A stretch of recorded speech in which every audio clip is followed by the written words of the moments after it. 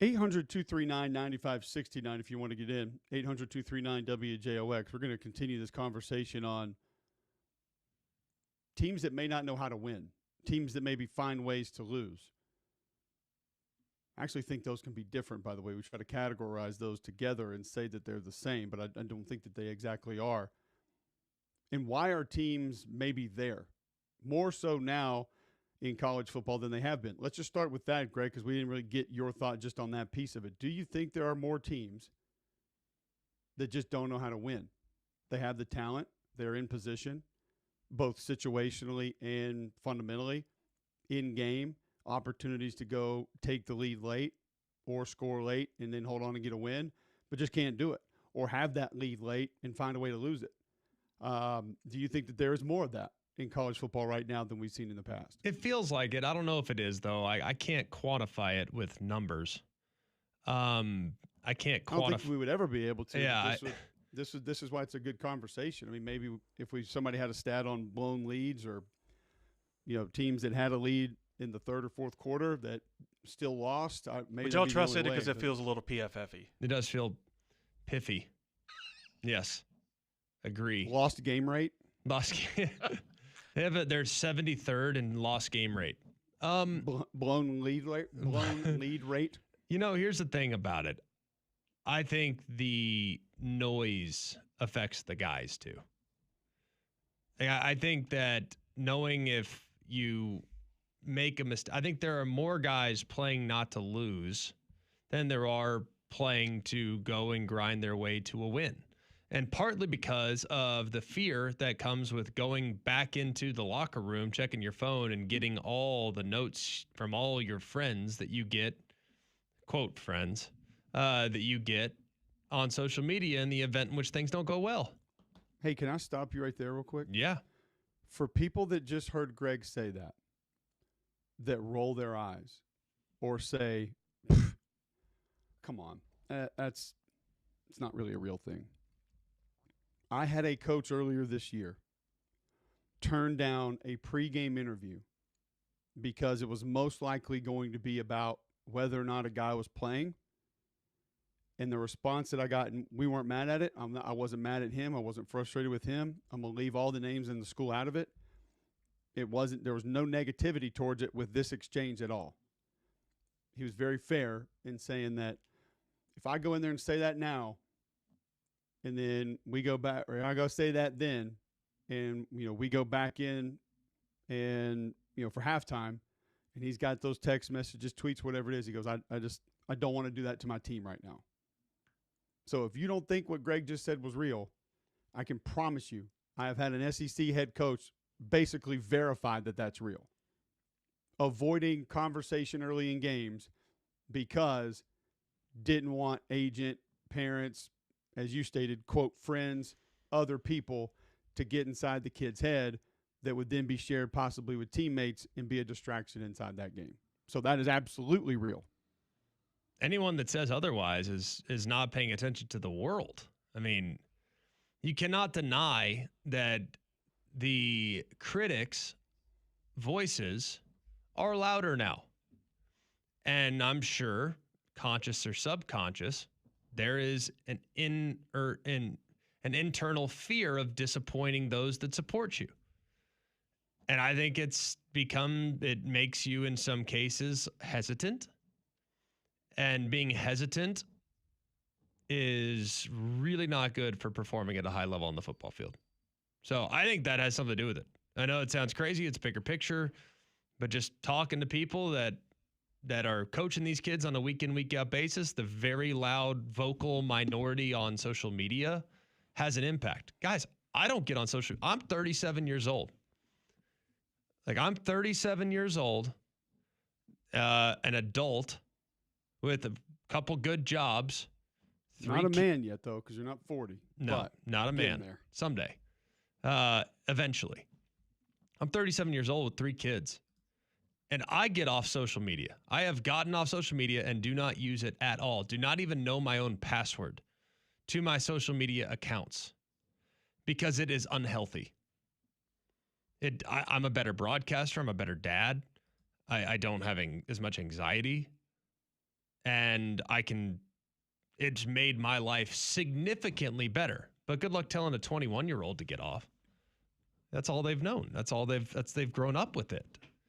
So as a result, while everyone likes to have the occasional positive note come your way, the sheer quantity of very, very loud negativity is impactful.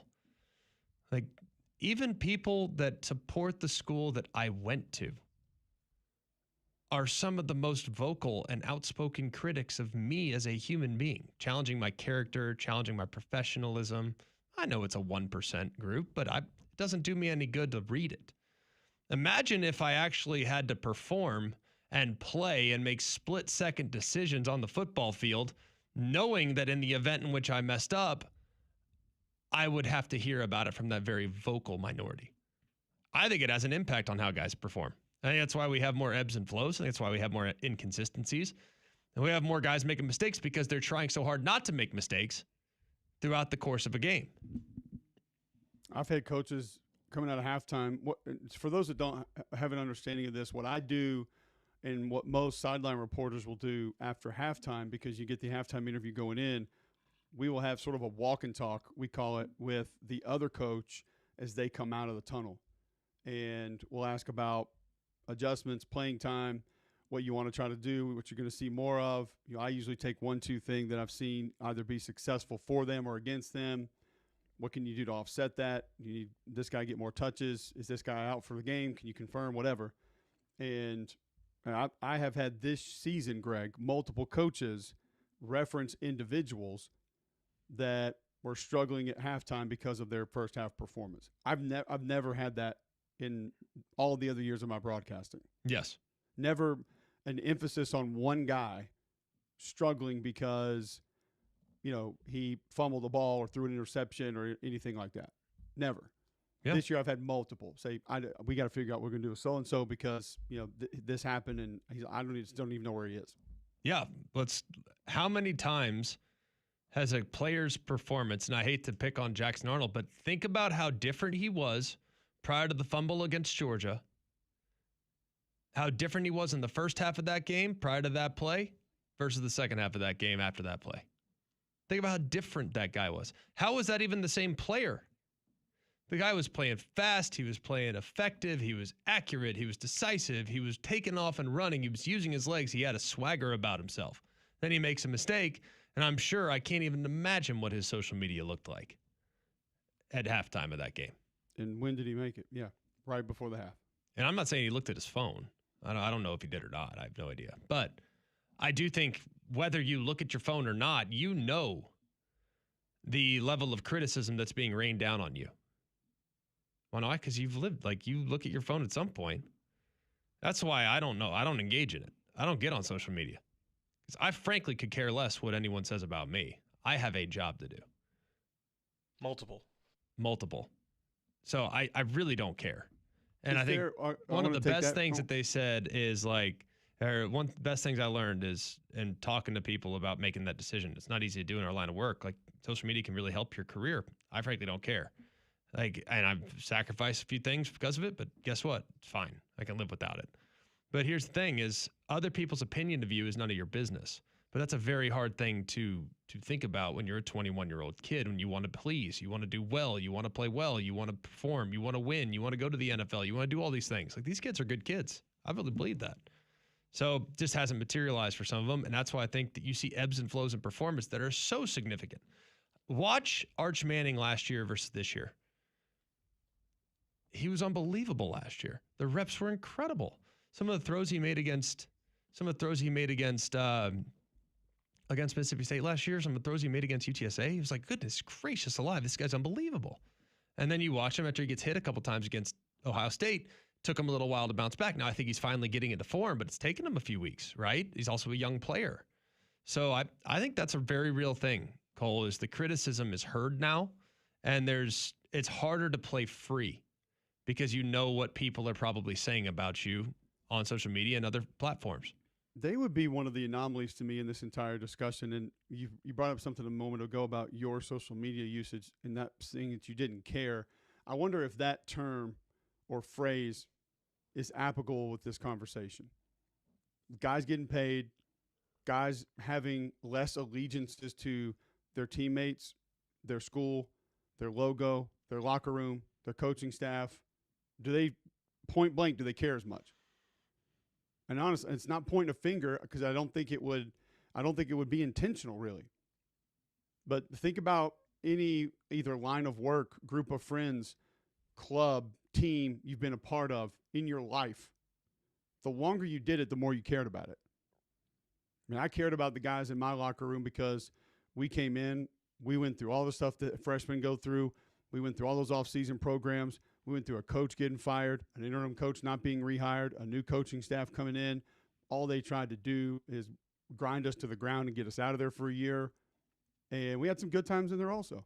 But that's why I cared more about Larkin Deason and Colin Sears and Hart McGarry and Rob Pate and Alex Lincoln. Like we had been through those battles together, not even on the field. Just hell, we went through battles at winter workouts at 5 a.m. in the Coliseum. Literal battles, like survival.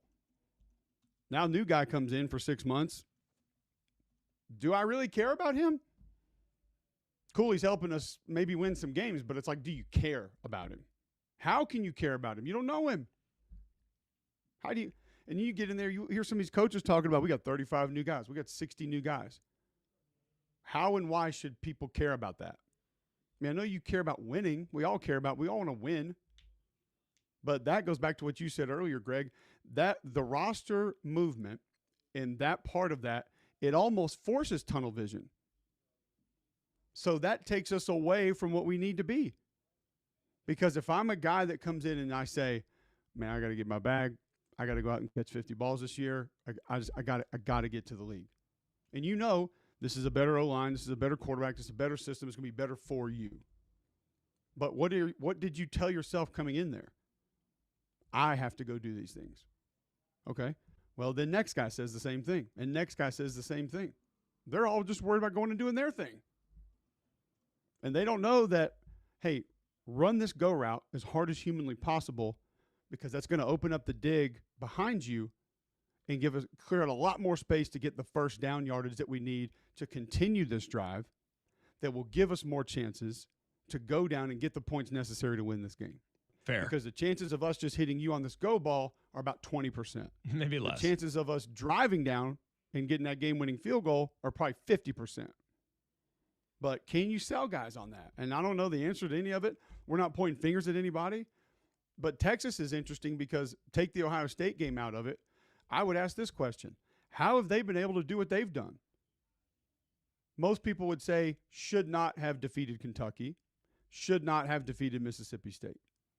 So they're kind of the reverse of this with a lot of those pieces we just talked about playing against them in a lot of different ways. I mean, you don't think the microscope on those kids is more so than it is at Kentucky or Vanderbilt or a lot of Mississippi State?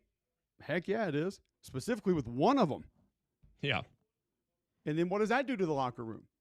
When everybody else is looking at the other guy, like, this dude's got Viore commercials and, Raising Cane's commercials, and like, he ain't done more than I have. Right. Or what you and I hear all these coaches talking about, the kid who says, hold on a second, I've been here 5 years. I've done everything you've asked me to do. And maybe, I'm not even pointing this at Arch, but other guys. I've done everything you've asked me to do. I've started for 3 years, and this kid's making double what I'm making? And he hasn't started a game? Okay. Does that make you care more? Probably not. So this has been a cool conversation, like for me personally, because I think it opens the doors to so many different reasons as to why some of these things are happening in college football. Well, one other reason too is like when things start to get tough, like answer me this in life, when things start to get challenging, when things are hard, football field, basketball court, trying a case, what is the response? Like, what is the response? Seriously. Like, when things fight or flight, in some cases, for sure. But when things get tough and when things aren't going the way that you want it to go, are you going to be in survival mode and you're going to protect you? I think naturally, a lot of guys are like, if things start to go a little bit off the rails, I think subconsciously or consciously, I don't think people are actively deciding to themselves like, yeah, you know what? Hey, things are not going well. Like I gotta get mine or whatnot. Like I don't think that's necessarily the case. I don't think anyone's consciously making that decision. But I think subconsciously things start to go a little poorly. I think some guys are like, all right, hang on, I gotta get in protect mode. Like I can't look bad here because that could hurt my prospects down the road. Like that could hurt my prospects next year. Whereas back in the day when we didn't have the luxury of the portal, we didn't have the luxury of creating leverage by entering the portal and NIL, it's like, I got to figure it out. Like I'm with these guys come hell or high water, and whether I like it or not, things aren't going very well, and that's a reflection on me. Well, you can potentially avoid that veil of criticism now in the transfer portal world. And I think there is some of that with some of the guys. Not saying very many. I think it's probably a small minority. But I wonder if that comes up too. Hey, things aren't going well. Like we're struggling. And as a result, I don't look good. I got to protect me. That to me is concerning. And I hate that that's a reality, but I think that's a reality thing. No, for sure. There are a lot of reasons I think that we could look at. And then I think too, you point out some of the good and some of the reasons that maybe it's happening differently at different places. I think Pavia is a good example of this. Whereas on the outside looking in, most people hear the tone, hear the words, and they say, this dude, no, absolutely not, ridiculous. And then you look at the numbers, and it's not 3,000 yards passing, whatever. But when you and I watch it and we see the operation of the offense, we have a different appreciation for it. And then when I hear stories about him going down there and doing defensive line drills with the D-line in practice, live, and wanting to, like, run reps at fullback with the twos when he's not playing quarterback, like, legitimately, those dudes probably like him. Those dudes probably want to play for him, play with him, play next to him, and go help him win games. Because you see how he does it, and you say, not always about him, not always about, being the best dude on the team, getting all the stats, getting all the touches, getting all the touchdowns. And you're like, okay, yeah. People look at Ty Simpson, and it probably doesn't take them a long time to figure out, oh, he's not a 4-year starter? Oh, he didn't come in and was anointed the starter as a freshman, 5-star, all-everything, Under Armour, All-American, Goodyear Blimp Player of the Year, whatever? You mean he's been grinding it out for 5 years? Huh. I respect that. I'll block for that. Like, I'll sign me up to play with that dude. Jeremy Bernard, dude's been around the block, 3 schools. We'll go block his rear end off. We'll catch a hitch. We'll run a go ball. Like, never complains. I mean, think about a guy that Kalen DeBoer told me personally. We intentionally did not name Jeremy Bernard a captain because he doesn't need it. He doesn't need it. Said he's going to do all of those things anyway, and then some. And there were other guys that we kind of helped. We wanted to, through their position, through where they were in the program, on the team, that we thought it was probably more beneficial to them to make them that. Like, you'll go to war with those dudes. Easy. So it's I think when you look at some of the other places that have figured it out, I mean, look at where we've seen Bama a couple times this year. How many people thought they were winning that game with 5 minutes left? I was concerned. How could you not be? It didn't look good. It didn't look promising. Basic football math tells you this probably isn't happening. So, look at the Georgia game. Basic football math told you then that probably wasn't happening. Early Vanderbilt game. Missouri game. I mean, basic football math told you, yeah, probably not getting this one. Or this usually doesn't go the way you want it to. But when you want to do it, and you have that desire, and it means a little bit more to you for different reasons, then you figure out a way to win. And that's maybe the hardest part about this conversation, Greg, is I don't think there's an answer.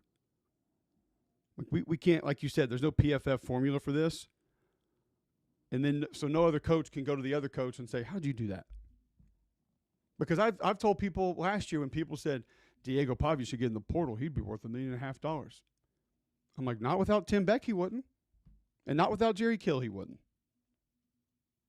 And Clark Lee will sit down at the table across from you, look you in the eye, and say, not one of those three gets this done. Not two of the three get this done at Vanderbilt. All three of them equally important. And I continue to grow frustrated with the people who just will not say Tim Beck's name. It's like he doesn't exist.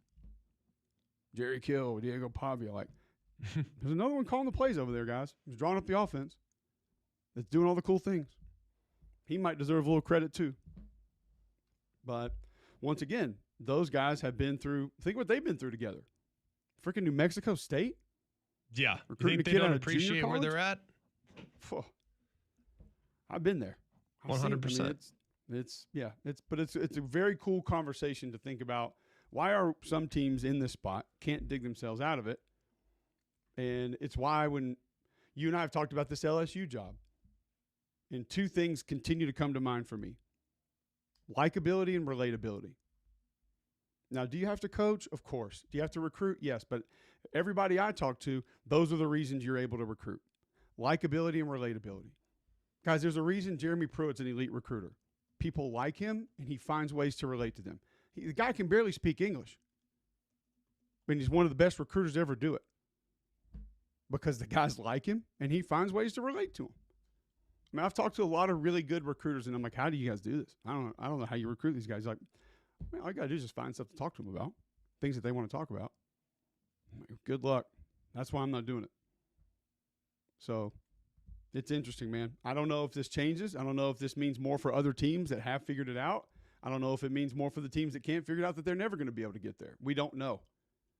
But there's a lot of it happening on both sides right now, and it just felt like there was more on the flip side of teams that sort of can't figure this out, or whether you want to reference it, finding ways to lose, can't find ways to win, whatever that is, it just feels like there's a little bit more of it out there. And if there's more injuries heading your way, you should probably head to Andrews Sports Medicine. There's a reason Auburn Athletics hand-selected Andrews Sports Medicine's Dr. Benson Immel and Charles Pitts to serve as their team physicians. They provide the highest quality sports medicine care in an effort to keep the Tiger student-athletes safe, healthy, and competing at the highest level. If Andrews Sports Medicine is the choice for Auburn Athletics, there's no doubt they should be your family's choice, number one choice for sports medicine and orthopedic care. Andrews Sports Medicine has 7 locations across central Alabama: Birmingham, Coleman, Gardendale, Hoover, Pelham, and Trussville. They offer same-day, next-day appointments for acute sports injuries. Visit AndrewSportsMedicine.com today to begin your journey of achieving victory over injury. All right, we'll move on from that. Get some of your feedback. 800-239-9569 if you want to get in. And talk more college football next on Jocks.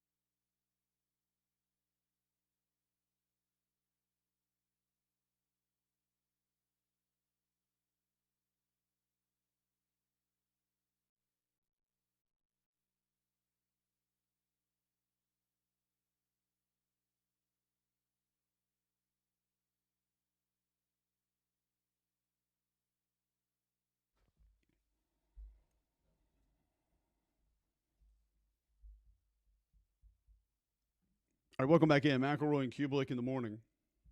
Did any other teams come to mind for you, G-Mac, there on one side or the other of that conversation when we were talking about it? Just teams that maybe have had opportunities, are close, but just hadn't found a way. Or on the flip side of that,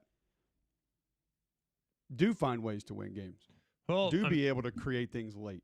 Yeah, I mean, I think the best examples of teams that find ways are Georgia and Bama. Like I think those two teams have had their back against the wall a handful of times and had to respond and go and get it done. For A&M, we saw a little response last week, but they've been pretty dang good, you know. But we've seen it against Notre Dame. We've seen it against LSU after a bit of a sloppy first quarter. Bit of a sloppy second quarter, a couple self-inflicted mistakes. So we've seen response from them. So it's easy to point to the teams at the top of the rankings.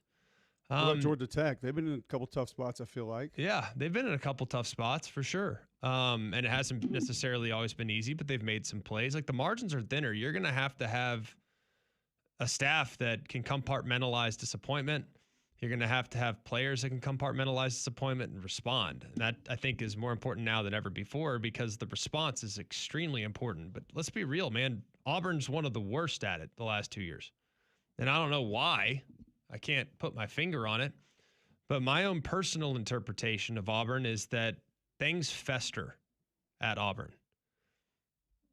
Focus is not in front all the time at Auburn.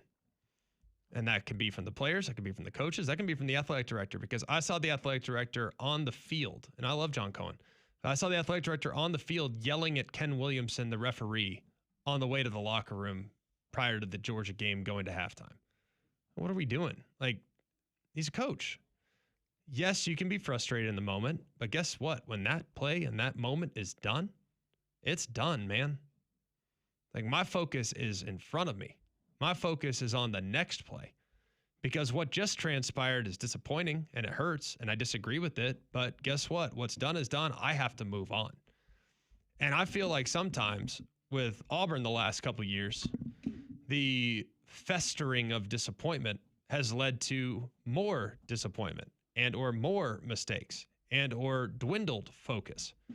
So I think it's going to be important for Auburn moving forward not to focus on how wronged they were against Oklahoma, how wronged they were against Georgia, and to focus on how do I take the step as a program to not worry about the bad breaks I've been dealt and to focus exclusively on what I can do individually to avoid allowing those bad breaks to play a role in the outcome of the game.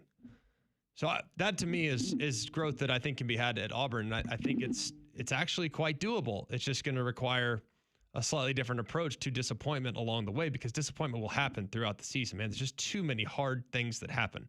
Too many good teams, too many good players, too many critical moments in the game, too many bad calls, too many good calls. Like if you ebb and flow emotionally to the circumstances of the game, I just don't think that's good for the long-term success of what you're trying to create. Would some of this go back to the metric I remember that a lot of folks got carried away with? It's probably 5-6 years ago. Game control. Remember, everybody obsessed about game control for like a 2-year span. Yeah, I remember it.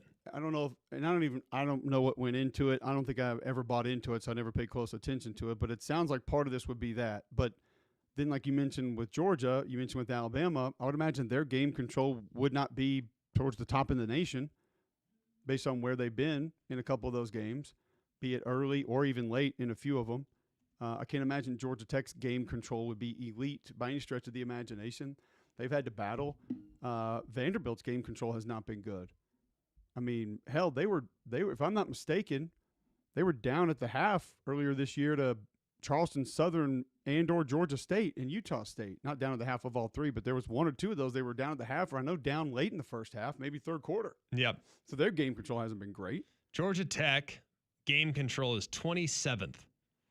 When you take into account they are 8-0 and their game control is 27th, that's pretty dang remarkable. Some teams that are in front of them, notable teams in front of them as far as game control, Mississippi State. Okay, I don't know what game control is anymore then. Well, I'll give you another one. Florida. Okay, so we can move on from game control. No, hang on a second. I think it has to do probably with outlier outcomes like against LIU, right? I mean, it has to have an influence to an extent. That was a convincing victory. And frankly, the game control against Texas is pretty dang sporty for Florida. Game control against Texas for Mississippi State, not too shabby, right? So like had game control against Tennessee for Mississippi State, not too shabby. So game control is more a metric of how dominant you were as opposed to getting to the finish line as a winner. So the game being in the balance and you ultimately arriving victorious is great. But game being in the balance and you being dominant and ultimately losing the game like Mississippi State did last week, that's going to be a positive for your game control. So it's not that surprising when you really think about it. Georgia Tech's had a bunch of close games. And then found those ways to win. Yeah, I guess I just kind of assumed the game control would be more of how many minutes, seconds are there during the course of a game in which you're in control of it, not really being threatened to lose. Not being threatened to lose, I would but deem also being in control of a game is there's not a true threat of you losing that game at that time. Can I give you another team that's ranked in the top 21 in game control? Sure. The Auburn Tigers. Okay, we're done with game control then. We just move on. Were they in control of the Georgia game for a vast majority of the game? Yes. Well, now that we know how it turned out, no. But yeah, I see where it's fair. But it makes sense, is what I'm saying. Sure. Like I get the game control metric. I think it's useful because the teams that are at the top should be at the top. Ohio State's at 1, get it. They're complete control of every game. Indiana, complete control of every game. They're number 2. Texas Tech has been in control in every game in which their quarterback played. The one game they didn't play well was with the backup quarterback against a desperate Arizona State team. So they sit at 3. Oregon's 4. A&M's 5. Alabama 6. Notre Dame 7. Miami 8. Ole Miss 9. Oklahoma 10. Tennessee 11. So like the games that are at the top, like it makes some sense because many of those teams have had really dominant performances and or some performances in which they kind of held serve in a vast majority of that game. It's an interesting thought of just kind of where everything is right now. And we can share conversations with, I mean, I can remember having a conversation with Dave Aranda when he was at LSU, and he was, I think Tom maybe asked him about, what are the difference between the kids at Wisconsin and LSU? And he said, well, athletically, most of the kids we have here are way ahead of them. He said, another thing that'll be different is they're a lot more concerned with combines and individual numbers. 40 times, vertical leaps, speed, different thing, 3-cone drills. He's like, we didn't have a lot of guys up there who really cared about that stuff. He said also, and this was like just wild, he's like, they don't watch a ton of football, the guys we have here. He's like, those guys at Wisconsin, Maction, Thursday night NFL, Thursday night college football, Sunday night football, Monday night football, like they're all sitting in front of TVs watching football. He's like, we got a lot of guys that honestly don't watch a ton of football. And go back and think of your childhoods. Like, when did you learn the game? Like, Greg and I didn't learn the game in college. Now, we learned the intricate details of the game. But our base fundamental knowledge of the game and how things happen and why and when to do them and how to do them and why not to do them, probably more importantly. Like, Frank Reich taught me not to keep throwing the ball when you're up. I mean, I learned from LSU and Jerry DiNardo to not keep throwing the ball when you're at Auburn and you're up 28 points or whatever it was in the first half. Because you will throw 7 interceptions and 3 will be run back for touchdowns. You will lose the game. So I think some of that fundamental learning of, you brought it up earlier, football IQ. These coaches can't teach kids everything. And a lot of the knowledge of the game, any game, basketball, baseball, football that we get is from watching others do it. And if you're only watching yourself on film or watching your opponent to see what your job is going to be on film, I can remember when Mazzoni came in at Auburn as the offensive coordinator with Tuberville, and he completely opened my eyes to paying attention to the safeties. And Mazzoni's like the coolest coach you could ever have. Like he knew how to get you to pay attention. He didn't have to run up and kick you in front of everybody and spit on you. And he was just like, you don't watch this? I was just like, no, man, I tell you what the front is. I ID the mic, and I help with the protection, and I tell my guys what combo I'm working with. He's like, goodness gracious, we got to get to this. But once he did, everything started making sense. That's why they're shaded that direction. That's why the end is squeezed down just a little bit more there. It all started making sense. But I'm not going to learn that from watching Thursday Night Football. I'm not going to learn that from watching, Maction tonight. But our base fundamental learning of the game, and maybe more so situationally, came from watching it. And I think most guys are watching highlights now, Greg. They're not watching games. They're not watching what Baker Mayfield does going into the half, down 10, just trying to get points, and how he manages parts of that game. They're just watching his 50-yard touchdown run. And, I think that points to a little bit of what we've been talking about as well. And we're all, think about it, you're guilty of, what did you say to us yesterday about YouTube TV? What did you say you wanted? I really wanted the multi-view. Exactly. And when you have multi-view on, what are you not doing to any of those games? Dialing in. There you go. I'm as guilty as anyone. I will admit it. When I'm sitting in my hotel room prepping for a night game, I have my iPad on. I even sometimes when there's like 2 TVs in the hotel room, I have carried a TV to the living room when I've been fortunate enough to get like these bigger rooms and like put 2 TVs in one room. And I'll have my computer up and a game on it, my iPad up and a game on it. Sometimes I'll put a game on my phone. Yeah. I'm not locked into any of those.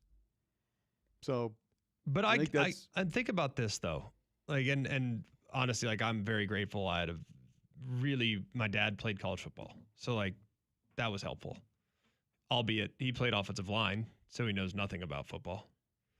But he knows the intricacies of what it was like to be, a pulling guard in a wing T system, right guard, and pretty dang athletic. I got to give him some credit. But as far as like big picture, dude, he doesn't know the first thing about quarterback play, nor does he know the first thing about coverage. I don't expect him to. It wasn't his bread and butter. But what Dad is he was a player and understood what it was like. And I grew up in a locker room in the LA Kings. I grew up in a locker room with the Dallas Stars. Grew up in a locker room with the Texas Rangers. Was a bat boy for the Rangers when they needed an extra guy. Like the locker room dynamic is where Dad helped me. Where I learned ball was just being a sponge around those that knew how to get to the finish line and win. Like that to me, the most valuable thing is management of the game at quarterback. Get to the finish line, win. I learned ball in college. I got my PhD in the NFL. Like next level understanding of how defenses attack, how to feature players, how to manufacture touches for your best players, how to create matchups, things like that. Like that was next level. That's when I really learned ball. But honestly, learning the nuance of just getting to the finish line victorious, you learn that by watching. You're 100% right. Like if we can focus on individual plays, individual moments, leaping catches. Ever since OBJ made that one-handed catch for the Giants against the Cowboys on Monday Night Football, how many times have we seen receivers try to go with the exact same play and then actually pull it off? The first time OBJ made that play, it was like, oh my gosh, that's insane. I've never seen anything like it. Now I see it twice a weekend. Bethel Roman last week for Texas A&M, not that dissimilar of a play. One hand back behind his body, catches it, reels it in, and actually creates yards after catch. It's insane. So guys focus on the plays and the skills that require making those highlight reel plays and not so much into the coverage. And maybe in that play, I should have sat it down against zone coverage as opposed to keep running. Or maybe in that play, hey, it's cover 2. I should bend this thing a little flatter so I can get underneath the safeties. Or, hey, in this situation, I'm John Mateer and I'm playing 2-minute drill against Ole Miss. And 7 of my last 9 throws are all 20-yard plus downfield. When I have 4 minutes on the clock and I need 8, why don't I just kind of take what the defense gives me and just keep this drive alive? And then when we get down there and it's under 30 seconds in the game, then I could take some shots when I need to. Like, I don't think we necessarily think as much about the bigger picture operation of what it's like to finish the game with more points than the opposition. We live on a play-by-play basis, and I don't know if that's healthy for game management. I also don't know if it's healthy for actually winning games. And look, it's easy for me to say I was a good game manager. I was good at that. That was what I excelled at. Making run checks, getting us in the best possible run play against a specific look, understanding where weak points are in the defensive front so that Mark and Trent and Eddie could attack those weak points so that we had our best matchups with a defensive tackle. Like if I can lean left and get Mike Johnson going with William Vallejos, like great, we're in a great spot. We'll lean left here. Like understanding those things, like that was what I was good at. But I don't know if like those next level guys don't have to win that way anymore because they're so good and athletic. You know what I mean? Like I could just take over the game. I took over the game in high school. I'll just take over the game in college. I'll take over the game in the NFL. It's harder to do that now because guys are so well coached on the other side, and defenses have gotten so creative and difficult to diagnose. Absolutely. It's all interesting, and it's all, I mean, just it's relevant. Maybe it's not relevant, not as relevant. But, you know, some of this has to do with leadership. Some of this has to do with coaching, preparation. There's a lot that goes into it. And then you got, I think what it comes down to me, as we've had this conversation, the word that keeps coming to mind is trust. You got to trust the guy next to you, and you probably need to have someone who you ultimately trust on your team, be it a Ty Simpson, a Diego Pavia, somebody like that, a Haynes King, that you're like, hey, if this thing goes to hell in a handbasket, Right. we know that dude's got it. For sure. He can handle it no matter what. But understanding the why too. You know, like why are we running that play? And I think more focus now is on what play are we running, not why are we running that play. That's a great point. You know what I mean? And I think that's a difficult thing because there's not enough time in the week to explain the reason for every call. You know what I mean? So the guys have to be naturally curious and they have to go seek that information because in an offensive coordinator meeting, when he's installing the plan, you tell me, was Jimbo Fisher up there saying, all right, guys, this is why we're going to run this play. And he goes, all right, we're going to run 60 power. All right, what's your call here, Vallejos? Or what's your call, Cubelic? All right, hey, we're going to double team. We're going to go we're going to go A block here. You're going to climb up to the mic, so we're going to get some type of look. We're going to get a wheel look by the left guard. We're going to kick it out with the fullback, what have you. Like you're talking about the what in the install meetings. You're not talking about the why. The why has to come from a deep want to understand the bigger picture. And guess what? That's not the job. That's not the job description. But I do think that's been lost a bit with this generation because it's more about the what than the why. And that's okay. There's nothing wrong with that. It's just different. Yeah. It's all cool stuff. All right, we still got a lot to get to. Bad box score of the day and more all coming up still today on Mac and Cube in the morning.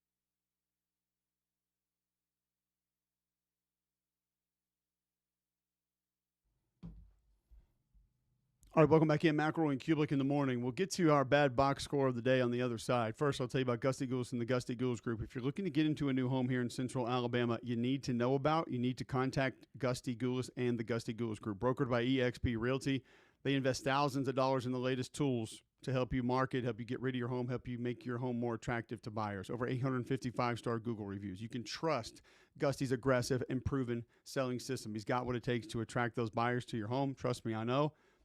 My mom used Gusty Goulas and the Gusty Goulas Group much more than she bargained for getting. A lot more showings than she ever thought was going to be possible, and they help her get into her new home as well.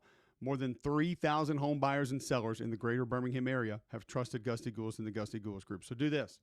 Call 205-542-1996 today, or go to GustyGoulasGroup.com right now and see what they can do for you. That's GustyGoulasGroup.com. Just Google it, Gusty Goulas Group, or call 205-542-1996 and start packing. Still need to get to our bad box score of the day. Still have a couple other things related to college football that we want to discuss with you, and we'll do it right after this break on Jocks.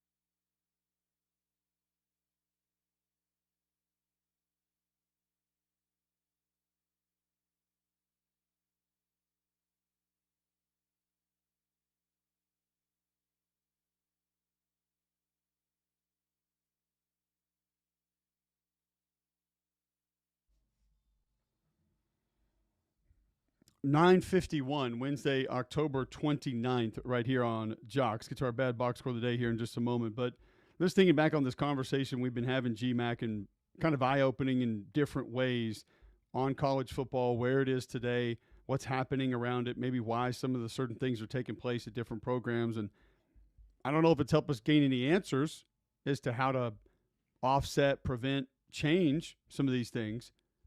But I do think it's at least help identify some of the reasons that a lot of these things are happening for certain teams. Yeah, probably. I mean, I think it's hard to first of all, it's hard to win. Okay, we know that. That's not an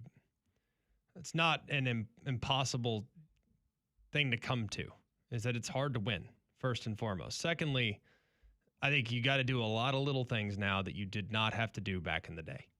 Like, it requires tremendous execution with the game on the line. It requires a lot of focus. I think it requires a lot more now because the gap is so wide. Like you show up and play your C game now, you lose.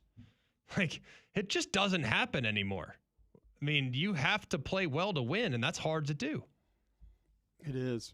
And I mean, how many teams have you seen? Because I think Vanderbilt was the one, I don't know why, but that's the one example I can think of right now that did not play well almost at all and was able to win. That happened against Missouri this last week. Bama against South Carolina. That would be another one. But there's not many. Those are very rare. Very rare. Yeah, there's not a lot of teams out there that I've seen play subpar football and still win. Because like you said, these other teams they have guys that can take advantage of it. They have guys that are just going to be more problematic that you're going to have to deal with. So yeah, it's wild to think about. All right, let's quickly get to our bad box score of the day. This is our favorite time of the year. This is the reason this segment was invented. Is early college basketball season. Are you going exhibition games now? Is that where we're at? There are no exhibition games, Greg. It's a competition. Okay? Love it. All right, the Mississippi College. They're the drunkards. Marauders. I thought they were the Eagles. I didn't even look it up because I was pretty confident in that. How's that going? Well, I mean, I guess I could. Yeah. Go check it and just make sure. Choctaws, excuse me, I was wrong. Hey, they went down to the LSU women earlier this week. I assume it was close. Oh, they're Lady Tigers, by the way. Your final score is 148 to 46. Did they just lose by triple dig? Triple dig? And then one. Wait, what? Oh, boy. O-N-E, not no. W-O-N. Triple dig. 148 to 46. So not just by 100, but more. A hunch. Hunch. Point for every single Dalmatian they lost. This is the most points that they've scored under Kim Mulkey, is surpassing 2023's regular season win against McNeese when they put up 133. They shot 68% from the floor, 58 of 85, 10 of 22 from three, 22 of 28 from the free throw line. There's your room for improvement. Your rebounding differential. Oh, no. What about kickoffs? 62 to 12 on the boards.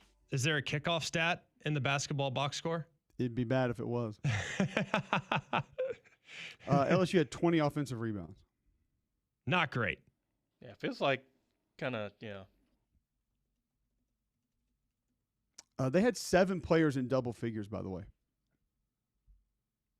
7. Not great. It was 25-7 at the end of the first quarter. Not great. 113-32 at the end of 3. Not great. Not what you're looking for. Whew. But this is why we got here. This is how we got here, folks. Kim Mulkey's an average coach, too. 74 in each half. We know what the local media tells us here. If you don't score more in the second half than the first half, you are not a good coach. We'll try to find a good coach tomorrow. 3-man fronts coming at you next.